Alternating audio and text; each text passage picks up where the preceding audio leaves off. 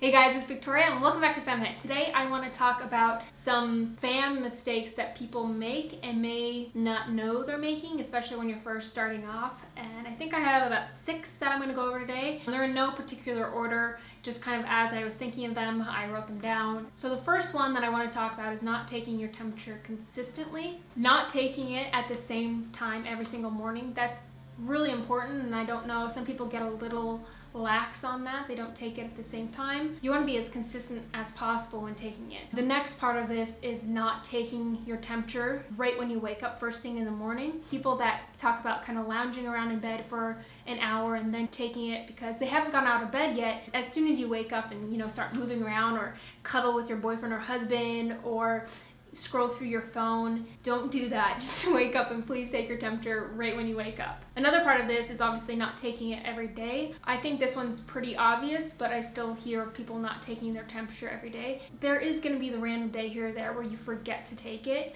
and you can't beat yourself down on that. Try to be as consistent as possible. Take it every single day at the same time before you get out of bed and before you do anything else. The next thing I want to talk about is people that either don't follow the rules or don't learn the rules correctly. A lot of people, when they hear about charting and FAM, they're interested, they want to get rid of the pill, or they want to learn more about their bodies. Just reading a few articles or reading some instructions online isn't enough. I think at minimum you want to read a very thorough book like Taking Charge of Fertility that actually teaches you the method. You can't just read a couple articles or blog posts about it and call it good. Like, this is a birth control method where you have to learn it through and through, and you have to practice it through and through, or it is ineffective. And then beyond reading a book like Taking Charge of Your Fertility, a lot of people need a little bit more of a confidence boost than that, and a lot of them find it in a course or a class. You can either find those online or in person depending on your needs and desires. When I took my first FAM class, it was actually an NFP class, but at the end of the class I was like, wow, I learned nothing new. I probably learned some things, but I had what I needed down and I already knew everything I knew, but it gave me that added sense of like relief that, okay, I'm going to be doing this correctly.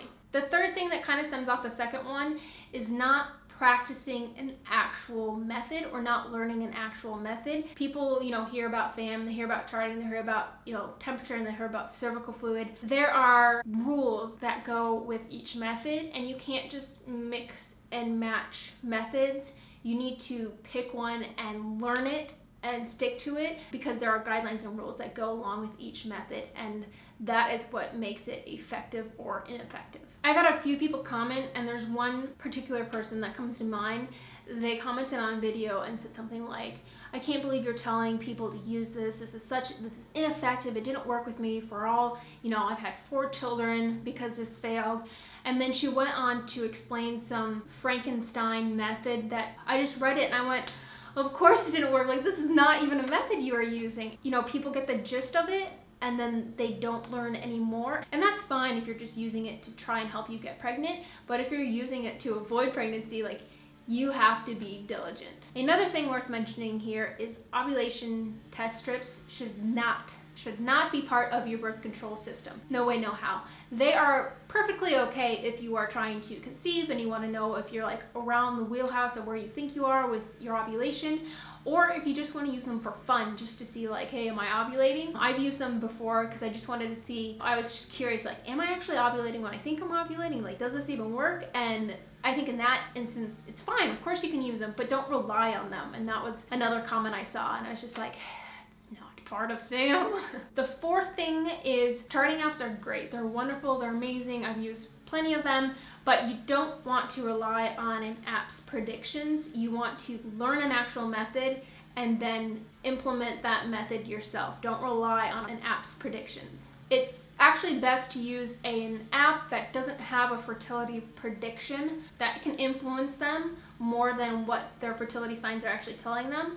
And so it's just best to have one that doesn't tell you when it is, so you can decide that on your own from the method that you're using. I'm currently using the app Kindara, which has an actual chart, temperature chart, cervical fluid chart, and it lets you put in your cover line, and I think that's great. It's the next best thing to a physical paper chart because it lets you put all of your information in and use that as a place to do your charting, actual charting on. Unless it's an app like, I believe it's called Natural Cycles, There's Daisy, there's Ladycomp. I don't know if Ladycomp actually has an app, but unless it's one that actually has like data and studies and tests and algorithms to back it up, you don't want to use one that's a period tracker app that casually predicts your fertile window and your next period. The next mistake is relying more on calendar type methods that don't use your temperature or your fluid or your cervical position. If whatever method you're using is not using these three things, or at least the two main ones,